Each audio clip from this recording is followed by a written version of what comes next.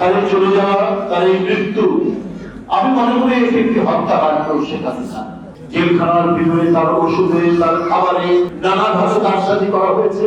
তিনি যাতে ধীরে ধীরে ক্ষয়ে ক্ষয়ে তিনি নিঃশেষ হয়ে মৃত্যুর মধ্যে ধরে পড়েন।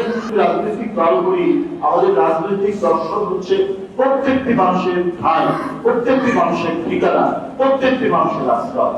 তবে এই বক্তব্য এখন ইউটিউবে ভেসে বেড়াচ্ছে।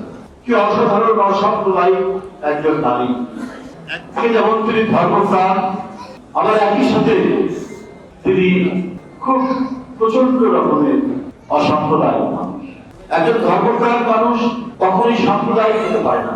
সত্যিকার অর্থ যদি সে তার ধর্মের মূল ভ্যালুস গুলোকে, মূল্যবোধ গুলোকে লালন করে, কেউ কখনোই ভয়াবহ হিংসা বিদ্বেষ পোষণ করতে পারে না। ধর্মপ্রাণ মানুষের এটা হয় না। এবং একদিকে যেমন ধর্মপ্রাণ মানুষ, আরেকদিকে তিনি আধুনিক মানুষ, আরেকদিকে অসাম্প্রদায়িক মানুষ। তিনি এমন এক জাতীয় নেতা, তার আশ্রয়ে প্রত্যেকটি ধর্মবর্ণের মানুষ তারা আশ্রয় পেত।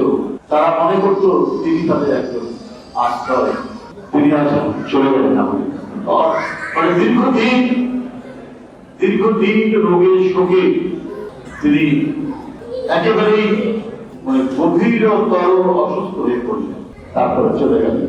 তার চলে যাওয়া, তার এই মৃত্যু, আমি মনে করি এটি একটি হত্যাকাণ্ড। শেখ হাসিনা একজন মহিলা, তিনি হাঁটতে হাঁটতে গেলেন জেলখানার ভিতরে, ফিরে আসলেন একেবারেই অর্ধলাশ হিসেবে, গুরুতর অসুস্থ হয়েছে। তার মানে জেলখানার ভিতরে তার ওষুধে, তার খাবারে নানাভাবে কারসাজি করা হয়েছে। তিনি যাতে ধীরে ধীরে ক্ষয়ে ক্ষয়ে তিনি নিঃশেষ হয়ে মৃত্যুর মধ্যে ধরে পড়েন, সেই ব্যবস্থাটাই সেদিন করা হয়েছে। তৎকালীন সরকারে যারা ছিলেন তারা সেই কাজটি করেছে। এই কারণে আমি বলি এটি একটি পরিকল্পিত হত্যাকাণ্ড। দেশের নেত্রী বেগম খালেদা জিয়ার এই মৃত্যু, তাকে মৃত্যুর থেকে ফেলে দেওয়া হয়েছে চক্রান্ত করে, ষড়যন্ত্র।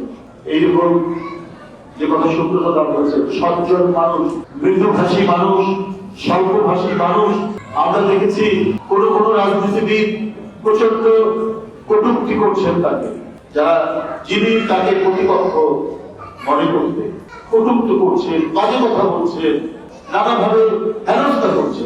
কিন্তু তার পাল্টা হিসেবে তিনি একটাও অসাধারণ কথা বলেননি।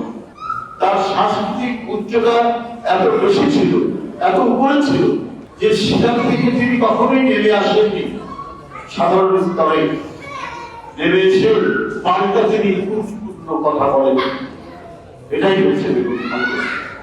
সুতরাং তিনি যে দৃষ্টান্ত রেখে গেছেন, তিনি যে সততা, নিষ্ঠা এবং অঙ্গীকার, রাজনীতি মানে তো হচ্ছে এখনকার মানুষ মনে করে যে যে ব্যক্তি কথায় কথায় বরখেলাপ করে কথা, সেই বড় রাজনীতি।